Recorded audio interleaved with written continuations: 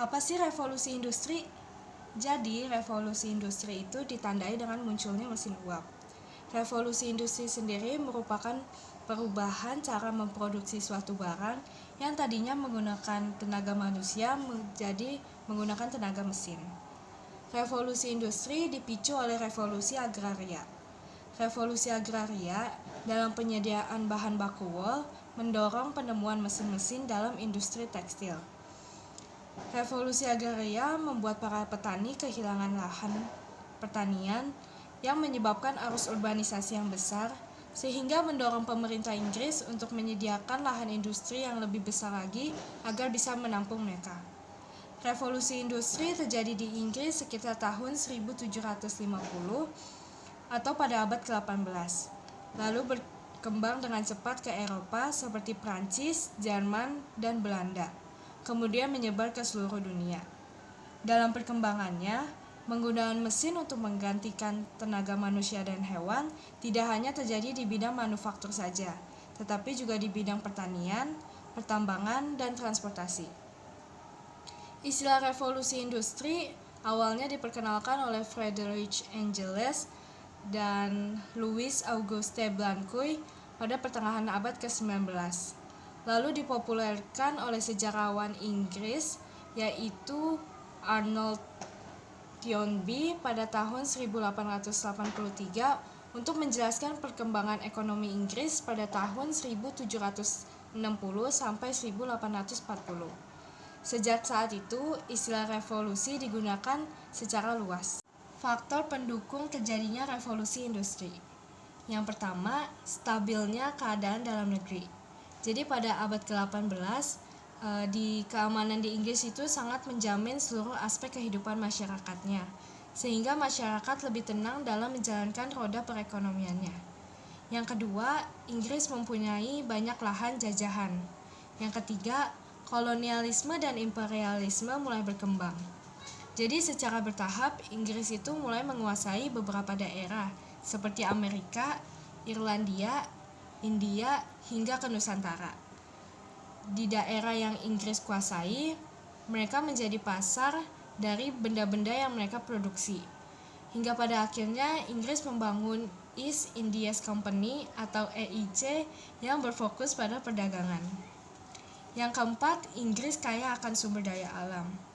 Inggris mampu mengembangkan proses produksi terutama di biji besi dan batu bara. Yang kelima, adanya perlindungan hukum. Jadi pemerintah Inggris itu memberikan perlindungan hukum ke setiap penemuan baru dengan cara menghakpatenkan. Hal ini membuat para ilmuwan semakin semangat untuk menemukan inovasi baru. Yang keenam itu adanya arus urbanisasi. Karena para petani kehilangan lahan, jadi mereka harus mencari pekerjaan di bidang baru. Yang ketujuh itu tuntutan produksi massal. Kehadiran orang kaya baru di Eropa membuat jumlah permintaan barang semakin meningkat. Selain itu, perdagangan pada saat itu juga sangat ramai sehingga barang yang beredar semakin banyak. Jadi revolusi industri itu digolongkan ke dalam 5 fase. Pada fase pertama, perubahannya berfokus di bidang tekstil lewat penemuan alat pemintal benang.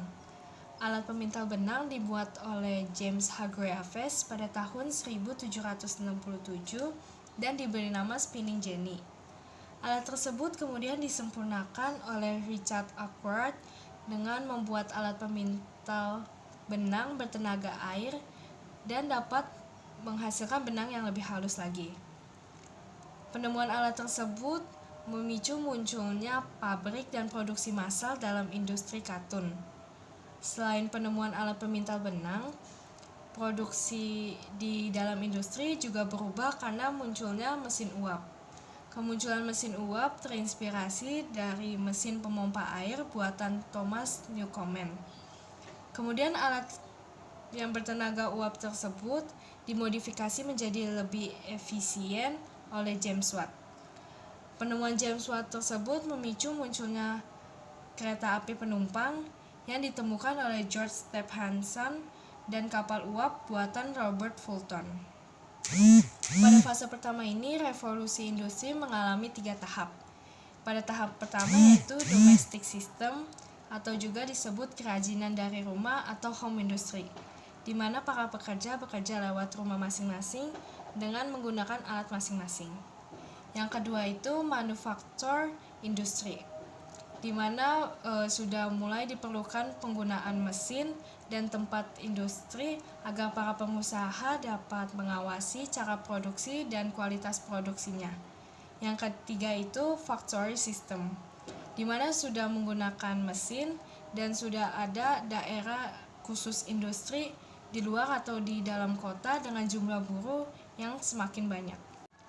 Revolusi tahap kedua terjadi pada tahun 1860. Revolusi fase kedua ini dikenal juga dengan revolusi teknologi. Revolusi fase kedua ini identik dengan pembangunan jalan rel, produksi massal, besi dan baja, penggunaan mesin yang meluas, peningkatan penggunaan tenaga uap, hingga munculnya listrik. Pesawat dan mobil sudah banyak dijadikan alat transportasi dan mayoritas pabrik yang sudah menggunakan mesin industri. Revolusi tahap ketiga terjadi sekitar akhir abad 20 yang ditandai dengan kehadiran internet dan teknologi digital. Pada masa ini, teknologi komputer tercipta sehingga bisa memudahkan pekerjaan. Namun, David Harvey, seorang sosiolog asal Inggris, berkata, dengan munculnya teknologi membuat negara semakin menciut. Mengapa begitu? Karena di era ini jarak semakin hilang dan ruang pun semakin luas. Namun di secara bersamaan juga semakin padat. Hasil yang didapat dari revolusi ketiga ini seperti akses internet, alat elektronik, software, semikonduktor, transistor, dan integrated chips yang membuat ukuran komputer semakin kecil. Pada fase keempat, bisa dikatakan kita sedang mengalaminya, ditandai dengan bertambahnya kecepatan koneksi internet, berkembangnya microchip, deep learning, komputerisasi, dan AI. Kemampuan software yang semakin meningkat dapat merevolusi setiap proses dari produksi hingga distribusi. Pengembangan teknologi-teknologi baru seperti dalam bidang sains, robotik, dan lain sebagainya juga membawa pengaruh yang cukup besar bagi kehidupan di dunia ini. Banyak aktivitas seperti pekerjaan dan gaya hidup manusia yang menjadi lebih praktis. Oleh karena itu, banyak bisnis yang mengandalkan algoritma software untuk menentukan kebutuhan konsumen dan merebut perhatian mereka. Pada fase revolusi kelima, masih dikatakan sebagai prediksi saja. Namun, pada revolusi fase kelima ini, manusia akan diiringi oleh teknologi. Diperkirakan teknologi akan semakin berkembang sehingga munculnya robot-robot yang cerdas yang dapat menggantikan peran manusia dalam aspek kehidupan. Dampak revolusi industri bagi manusia terasa di berbagai bidang, seperti peningkatan mutu hidup menjadi lebih dinamis, manusia bisa menciptakan barang sendiri untuk memenuhi kebutuhannya. Harga barang juga menjadi lebih murah karena sudah ada alat-alat modern yang lebih efisien dan tidak memakan waktu. Namun sayangnya banyak pengusaha kecil yang gulung tikar karena tidak mampu bersaing dengan pengusaha industri besar. Dampak sosialnya meningkatnya urbanisasi ke kota-kota industri. Upah buruh yang rendah menyebabkan keresahan sehingga munculnya kejahatan dan kriminalitas. Upaya untuk memperbaiki nasib buruh dan masalah sosial di Inggris ditandai dengan lahirnya aliran sosialisme dan revolusi sosial. Dampak politiknya yaitu munculnya pemahaman-pemahaman baru seperti kapitalisme, yaitu aliran di bidang ekonomi yang berpendapat bahwa untuk meningkatkan pendapatan harus disertai dengan jumlah modal yang besar. Kapitalis industri juga harus didukung oleh bahan baku dan pemasaran yang luas.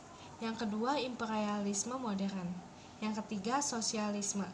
Lahir sebagai reaksi dari revolusi industri yang berkembang akibat liberalisme. Industrialisasi memunculkan praktek kapitalisme yang lebih mementingkan individu pemilik modal dan mengesampingkan buruh yang sebagian besar terdiri dari masyarakat. Oleh karena itu, sosialisme bertujuan untuk mewujudkan kemakmuran bersama melalui usaha kolektif yang produktif di bawah kendali dan campur tangan pemerintah. Sekian video dari saya. Bye-bye.